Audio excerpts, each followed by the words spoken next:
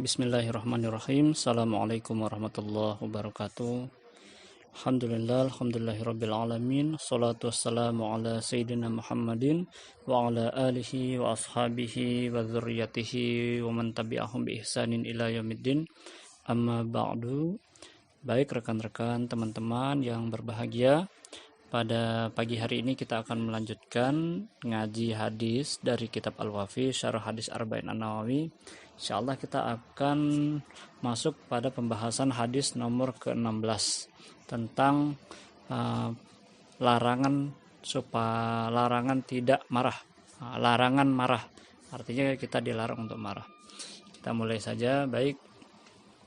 Bismillahirrahmanirrahim. Min kitabil Wafi Syarhul Hadis Arba'in An-Nawawiyah li Syekh Dr. Mustafa Dib Al-Bugha wa Syekh Dr. Muhyiddin Mistu wa nafa'ana bi ulumihim fi daraini amin.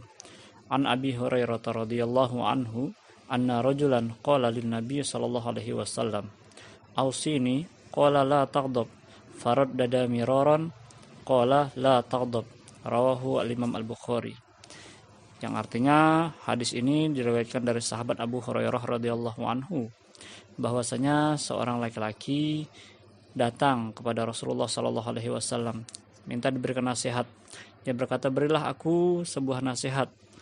Lalu Rasulullah sallallahu alaihi wasallam bersabda, "Jangan marah." Hal itu diulang oleh Rasulullah beberapa kali sampai beliau bersabda kembali, "Jangan marah." Hadis ini diriwayatkan oleh Imam Al-Bukhari pada kitab Adab, babnya kita perlu waspada terhadap marah. Kemudian nomor hadisnya 5765. Nah, terkait dengan hadis ini ada beberapa poin penting yang bisa kita petik dari apa yang disampaikan oleh pensyarah hadis ini, yaitu Dr. Mustafa Dib Al-Bugha dan Dr. Muhyiddin Mistu. Poin pertama, beliau menyampaikan tentang akhlak seorang muslim. Akhlak seorang muslim, bagaimana seharusnya seorang muslim itu berperilaku, bagaimana seorang muslim itu harus memiliki akhlak yang mulia. Kemudian salah satu cara yang perlu ditanamkan yang disampaikan oleh beliau penulis pensyarah kitab ini adalah seorang muslim sebaiknya untuk bisa menahan amarahnya. Nah, artinya selalu ceria, selalu bergembira, kemudian bisa sabar, membalas apa yang dilakukan orang lain, walaupun itu buruk dengan kebaikan, membalasnya dengan suatu kebaikan. Nah, itu akhlak seorang muslim. Nah, hanya saja praktek ini yang perlu dilatih oleh seorang muslim agar sesuai apa yang diajarkan oleh agama dapat diaplikasikan dalam kehidupan sehari-hari oleh seorang muslim. Nah, itu seharusnya akhlak yang dilakukan oleh seorang muslim. Nah, sekarang kita lihat di daerah-daerah muslim, orang Islam apakah sudah memiliki akhlak yang baik?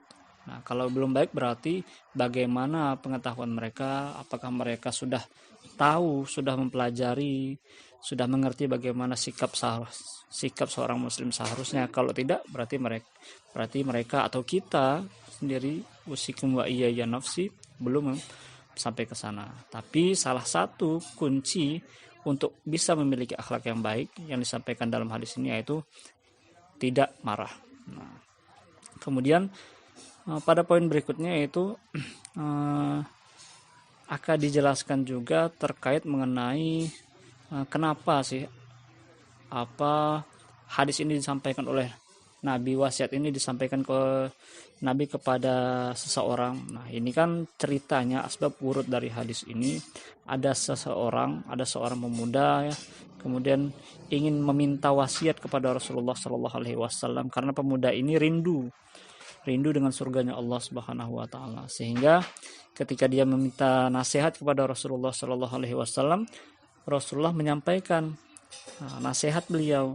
Apa nasihat Rasulullah Shallallahu alaihi wasallam?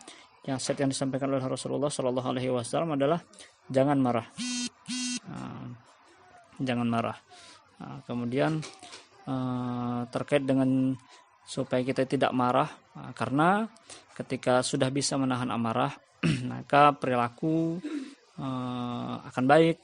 Nabi menyampaikan jangan marah, kemudian berakhlaklah dengan akhlak yang luhur, berperilaku. Jadi nomor satu itu yang disampaikan oleh baginda Nabi, bagaimana sebagai seorang muslim memiliki perilaku yang baik, akhlak yang baik. Tidak hanya mengerti, tidak hanya tahu, tidak hanya mempelajari, tetapi juga mengamalkan akhlak yang diajarkan oleh Nabi. Sehingga pesan dan wasiat yang disampaikan oleh Nabi ini, yaitu tidak marah, menjadi kunci utama orang agar memiliki perilaku yang baik dengan cara tidak marah. Nah, poin berikutnya yang selanjutnya, yang ketiga, hadis ini juga menjelaskan mengenai ketika orang tidak marah, ketika Nabi melarang orang untuk marah, agar orang jangan sampai marah. Nah, marah itu mengarahkan kepada perbuatan yang buruk. Nah, kalau orang tidak marah, artinya dia bisa mengendalikan dirinya. Marah ini kan karena ada sesuatu yang dia tidak sukai, atau mungkin karena seseorang yang tidak senang dengan kita. Nah, kemudian bagaimana cara kita membalasnya? Diajarkan di sini adalah memberikan maaf, pemaaf, kemudian mengendalikan hawa nafsu, ya sebagaimana yang difirmankan Allah dalam surah Al-Imran. Itu yang disebutkan orang yang pemaaf, orang yang bisa mengendalikan dirinya, nah itu disiapkan tempat yang terbaik di sisi Allah. Kan dalam surah Al-Imran ayat 133 sampai 134 itu.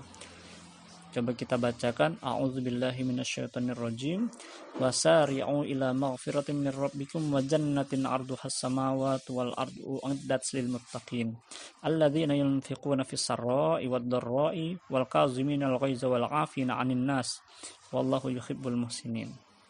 Nah, di sana dijelaskan wal 'afina 'anil nas, yaitu memberikan atau menahan amarahnya, wal kaziminal ghaiza wal afina 'anil nas, menahan amarahnya, kemudian memaafkan kesalahan orang lain. Nah, itu adalah perbuatan Allah juga menyukai orang-orang yang berbuat demikian, berbuat kebajikan. Nah, kemudian berikutnya terkait dengan larangan marah, supaya umat manusia atau orang itu bisa menjaga dirinya dari perbuatan marah. Di sini ada Nah, kita bacakan mungkin kisah ya, atau dari hadis. Seorang mukmin yang berakal itu tentu dia akan sadar tentang apa yang disampaikan baginda Nabi dari hadis tadi tentang jangan marah, bahwasanya tujuan untuk mengetahui maksud yang disampaikan oleh Nabi diriwayatkan dari Imam Ahmad. Penjelasan tersebut disampaikan dengan mengatakan, kata Imam Ahmad, saya berpikir dalam-dalam saat Nabi Shallallahu Alaihi Wasallam mengatakan wasiatnya. Lalu aku mendapati bahwa marah merupakan pangkal dari seluruh keburukan. Awal atau akar dari keburukan itu ya marah. Kalau orang sudah bisa mengendalikan amarahnya, insya Allah dia akan berada dalam kebaikan. Tetapi justru sebaliknya, ketika orang tidak bisa mengendalikan amarahnya, maka itulah awal keburukan yang akan dia alami. Nah, maksudnya dia akan menjadi lebih tidak terkontrol, ucapannya bisa mengucapkan hal-hal yang tidak baik, atau justru bisa merusak dirinya, membuat dirinya sakit. Karena banyak hal sekali keburukan-keburukan yang terjadi, goncangan-goncangan pada diri manusia ketika orang marah. Darahnya naik, kemudian ngomongnya tidak menentu, tidak teratur, kemudian detak jantungnya menjadi kencang, cepat. Nah, itu efek-efek yang terjadi ketika orang marah. maka kita dilarang untuk marah. Nah, supaya bisa terhindar dari segala macam keburukan tersebut. Kemudian dalam hadis lain yang diriwayatkan oleh Imam Al-Bukhari dan Imam Muslim dari sahabat Abu Hurairah, ini marah dan sabar ini sesuatu yang berhubungan itu. Kalau orang tidak marah berarti dia sabar, kalau orang tidak sabar berarti dia akan marah. Nah, disebutkan dalam hadisnya Rasulullah Shallallahu Alaihi Wasallam bersabda, "Laisa syadidu bis-sur'ati innamas syadidul ladzi yamliku nafsahu 'indal ghadab." Nah, kan sering kita bilang orang yang kuat tuh bagaimana ya? Orang yang kuat itu bukanlah orang yang jago, orang yang bisa bergulat. Orang yang kuat itu orang yang mampu, orang yang bisa mengontrol dirinya ketika dirinya marah. Itulah orang yang kuat. Nah, hadis dari Imam Bukhari dan Imam Muslim dari sahabat Abu Hurairah. Nah, ada beberapa faktor yang bisa mempengaruhi perbuatan marah. Yang pertama, dia bisa berdampak pada diri sendiri. Yang kedua, nanti bisa berdampak kepada masyarakat. Marah yang berdampak pada diri sendiri itu akan mengefek pada tubuh manusia, pada diri manusia. Dari pertama, pandangan dia nanti bisa menjadi pandangannya tajam, matanya bisa merah, akhlaknya tiba-tiba bisa berubah. Kemudian bisa berdampak juga pada ruhiyahnya, jiwanya. Nah, itu yang bisa tergambar ketika marah. Bahkan warna kulit orang bisa berubah, tadi yang kita sampaikan. Kemudian mukanya bisa merah, berubah ya. Nah, kemudian badannya bisa bergetar. Tadi kita sampaikan juga jantungnya bisa berdetak kencang karena tidak bisa mengontrol dirinya. Tekanan darahnya bisa juga tinggi. Nah, itu akibat dari marah yang timbul, yang mempengaruhi diri orang yang sedang marah. Atau juga bisa terucap kata-kata yang buruk, bisa mau terucap kata-kata celaan, caci maki. Nah, ini na'udzubillah, itu efek dari orang yang tidak bisa mengontrol amarahnya untuk dirinya sendiri. Nah, dampak yang kedua bisa berpengaruh kepada kehidupan di masyarakat, yaitu bisa melahirkan adanya kedengkian, bisa tersembunyi orang punya niat-niat jahat kepada orang lain, bisa ada keinginan untuk menyakiti orang lain, atau mengganggu kaum muslimin. Itu yang timbul di masyarakat, efek-efek dari marah. Dan hal-hal tadi yang kita sampaikan. Kemudian bagaimana cara mencegah dan mengatasi marah? Nah, di sini kita bisa lihat beliau Dr. Muhyiddin Mistuwad dan Dr. Mustafadib Al-Bugha menyebutkan sebab-sebab bagaimana hilang dari pengaruh marah. Yang pertama, coba kita lihat di sini. Kalau orang yang sudah bisa mengontrol amarahnya, maka dia akan hilang dari sikap kesombongan.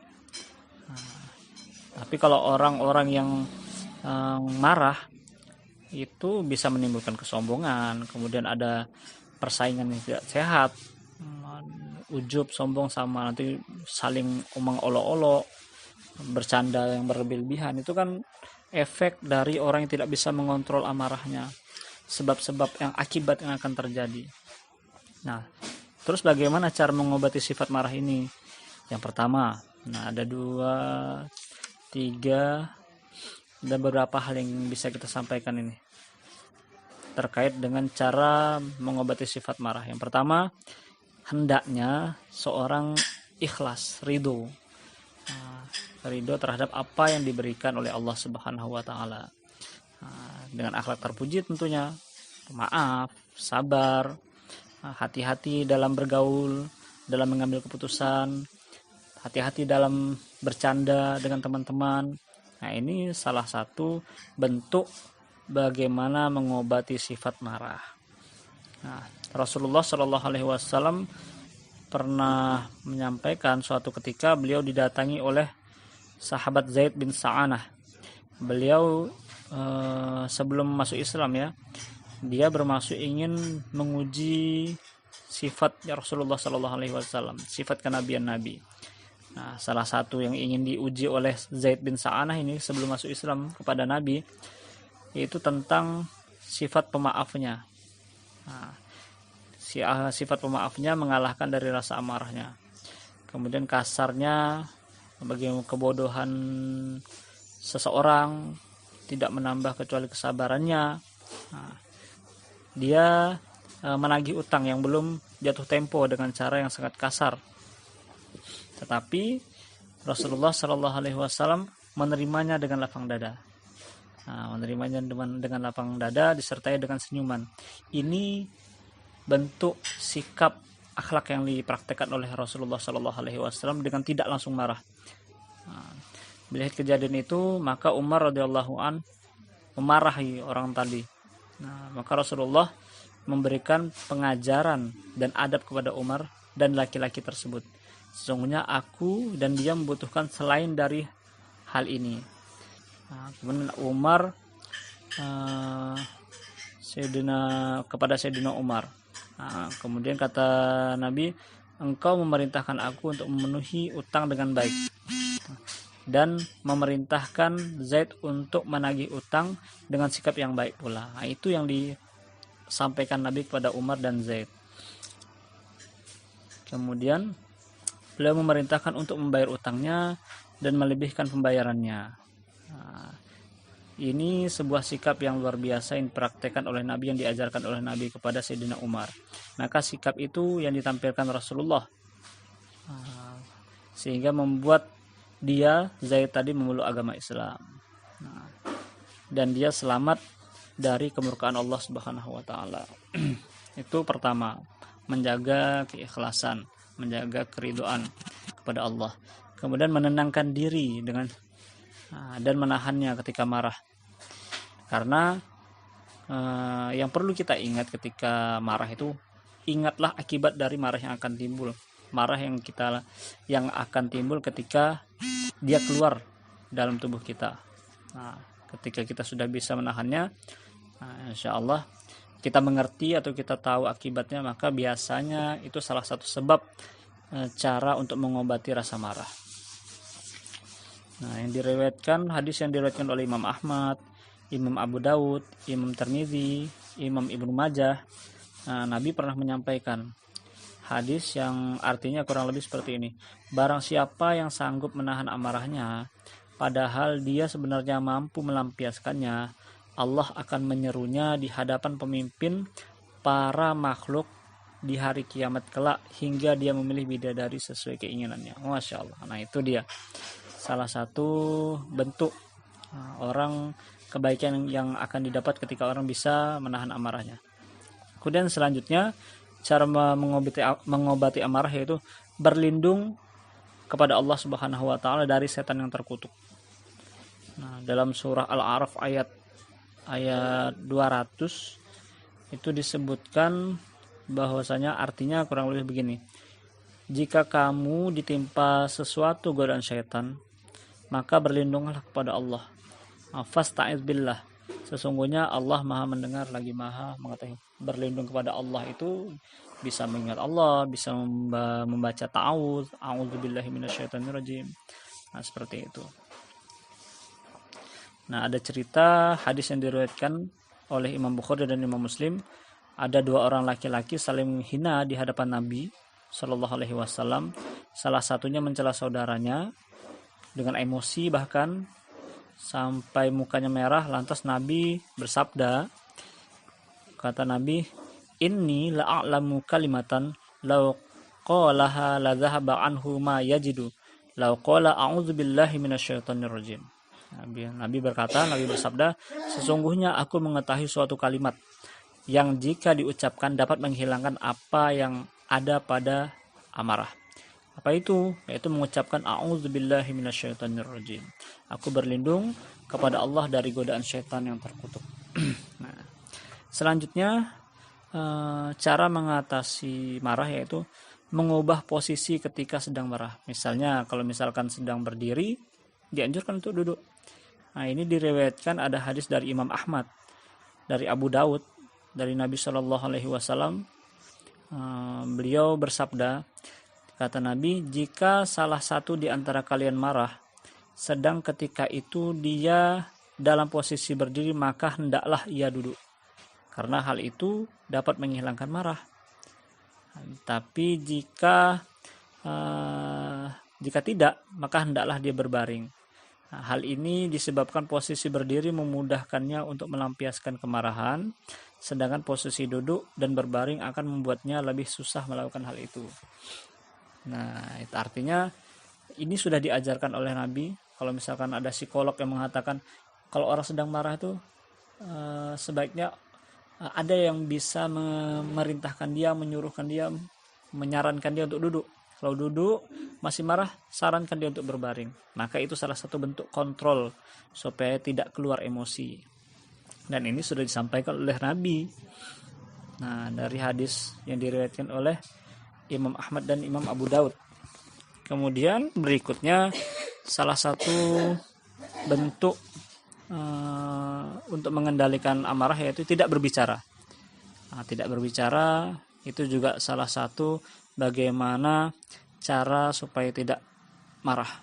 Nah, ini ada hadis diriwayatkan oleh Imam Ahmad dan Imam Tirmidzi serta Imam Abu Daud. Nabi menyampaikan, jika salah seorang di antara kalian sedang marah, hendaklah dia diam. Nah, falyasmut. Beliau berkata sebanyak 3 kali yang disampaikan oleh Nabi. Artinya ketika marah sebaik cara atau mengontrolnya dengan cara tidak berbicara, diam saja. Yang berikutnya adalah jangan dengan cara berwudu. Berwudu juga salah satu bentuk bagaimana kita bisa mengendalikan amarah. Karena amarah yang muncul itu kan badan menjadi panas, tetapi ketika dibasuhi dengan air wudhu maka amarah itu akan mendingin. Nah, suhu tubuh kita juga akan menjadi dingin. Nah, ini sebagaimana diriwayatkan oleh Imam Ahmad dan Imam Tirmidzi bahwasanya Rasulullah Shallallahu Alaihi Wasallam bersabda dalam satu khutbahnya, beliau menyampaikan, ketahuilah sesungguhnya amarah itu adalah bara yang membakar dalam hati anak Adam. Cara membakar amarah yang ada dalam hati itu, yang membara dalam hati dengan cara berwudu. Nah, wudu yang dapat meruntuhkan amarah tersebut. Nah, dalam hadis yang diriwayatkan oleh Imam Abu Daud, Nabi bersabda seperti ini. Qala Rasulullah, innal ghadaba minasyaiton, fa innasyaitona khuliqa minan nar. Fa idza ghadiba ahadukum falyatawaddo. Nah, kata Nabi, sesungguhnya amarah itu dari setan. Karena setan tercipta dari api. Maka jika salah seorang di antara kalian marah, hendaklah berwudu. Itu yang disampaikan oleh baginda Rasulullah sallallahu alaihi wasallam. Terus ada atau tidak marah yang benar itu ada atau tidak? Marah karena Allah. Nah, marah karena Allah. Nah, marah karena Allah itu bagaimana? Yaitu supaya orang bisa mengobati, menjauhi sebab-sebab kemarahan yang tercela. Nah, sebab-sebab kemarahan karena ingin dipuji, kemudian karena sombong, nah itu kan salah. Tapi marah karena Allah itu baik. Yaitu dengan cara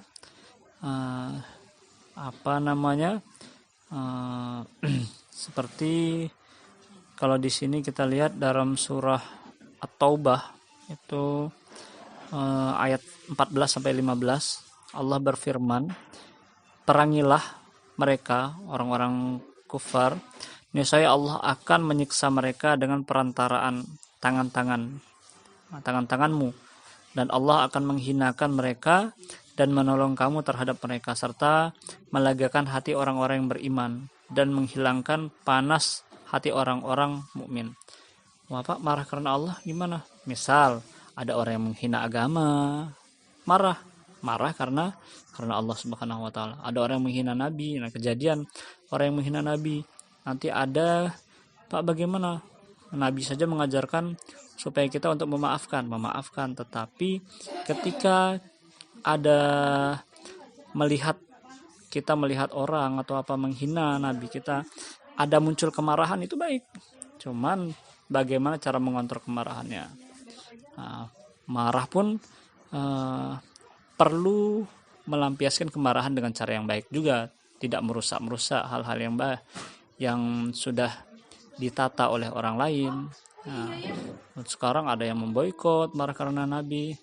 Ya, kalau kita lihat boikot produk-produk ya orang warga negara yang menghina nabi, seperti katakanlah Perancis, kita memboikot satu produk tapi produk lain juga kita gunakan. Nah, itu kan artinya tidak semuanya, tidak seimbang. Artinya ya sewajarnya saja, jangan hanya ikut-ikutan. Kita tahu, kita punya ilmu, kita punya pengetahuan apa dampak ketika kita ingin memboikot. Kemudian kalau ingin memboikot, kita perhatikan juga di sana juga ada saudara-saudara kita yang muslim. Nanti kalau misalkan mereka mengalami kesulitan, warga-warga muslim yang ada di negara tersebut juga akan merasakan kesulitan. Nah, jadi perlu memikirkan dua kali. Nah, marah yang baik itu seperti apa, sikap yang baik itu seperti apa yang diajarkan. Tidak dengan cara yang menghadirkan atau ingin menghilangkan masalah tapi justru akan menimbulkan masalah baru. Jangan seperti itu. Nah, itu tidak diajarkan dalam agama kita. Nabi Shallallahu Alaihi Wasallam ada menyampaikan dalam hadis ini terkait dengan marah karena Allah. Rasulullah Shallallahu Alaihi Wasallam bersabda dalam hadis sahih diriwayatkan oleh Imam Al-Bukhari, annahu Shallallahu Alaihi Wasallam kana asyadda hayaan minal azra'i fi hidriha fa idza ra'a syai'an yakrahuhu arafnahu fi wajhihi. Sesungguhnya Rasulullah Shallallahu Alaihi Wasallam adalah seorang yang lebih pemalu daripada seorang gadis. Ya, Nabi itu seorang orang yang pemalu, yang berada dalam pingitan. Jika beliau melihat sesuatu yang tidak disukainya, kami mengetahuinya dari tanda rona di wajah Rasulullah. Karena Rasulullah Shallallahu Alaihi Wasallam tidak pernah marah terhadap sesuatu kecuali bila terdapat larangan-larangan Allah yang dilanggar. Selain itu beliau tidak pernah marah terhadap sesuatu. Hadis ini diriwayatkan juga oleh Imam Muslim dan Imam Bukhari. Kenapa? Poin berikutnya tentang pertanggungjawaban marah ini. Orang yang marah, kalau dia bisa merusak, bisa menghilangkan harta milik orang lain saat dia marah karena tidak terkontrol tadi, yang harusnya mengganti harta tersebut, membayar dengan senilai yang berharga, orang marah berantem, bakar sesuatu, bakar rumah, nanti akibatnya justru kita akan mengganti, na'udzubillah ya, mengganti barang tersebut.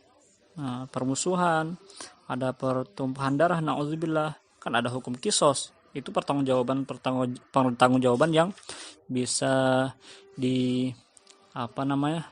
diberikan kepada orang yang melampiaskan kemarahannya. Artinya kontrol kemarahan. Apa hikmah hadis yang disampaikan Nabi? Yaitu pertama, seorang muslim dianjurkan untuk memberikan nasihat. Nah, Nabi memberikan nasihat agar bisa berada dalam kebaikan, dapat di dunia, kemudian kebaikan, mendapatkan tempat surga yang terbaik, surga Firdaus, itu dengan cara memberikan nasihat. Memberikan nasihat kepada orang itu baik. Memberikan nasihat kepada orang itu baik. Dengan cara yang baik, tentu dengan kondisi yang baik. Itu yang diajarkan dalam hadis ini. Kemudian selalu menambah ilmu yang bermanfaat, belajar tentang kebaikan. Nah, kemudian hadis ini juga mengajarkan supaya setiap muslim itu untuk tidak banyak berbicara. Kalau orang marah, banyak berbicara, itu akan keluar kata-kata yang tidak baik. Maka hikmah di sini kita dianjurkan untuk tidak banyak berbicara.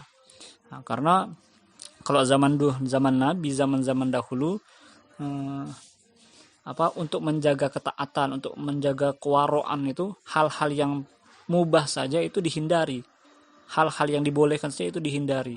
Nah, zaman sekarang kalau bisa ingin mendapatkan, kalau misalnya itu selama itu boleh, itu dikerjakan semua. Padahal kalau orang-orang terdahulu, para ulama, dalam menjaga ketakwaan itu ya mereka bahkan hal-hal yang dibolehkan mereka tinggalkan. Nah, dengan cara banyak beramal, kemudian mendidik dengan teladan yang baik. Nah, ada ulama yang mengatakan, saya pernah dengar itu dari anak adiknya Said Muhammad bin Alawi Al-Maliki, Said Abbas, dia mengatakan lisanul hal khairun min lisanil maqal. Ya, ini berdakwah dengan cara berperilaku yang baik itu lebih baik dengan cara menyampaikan, berkhutbah.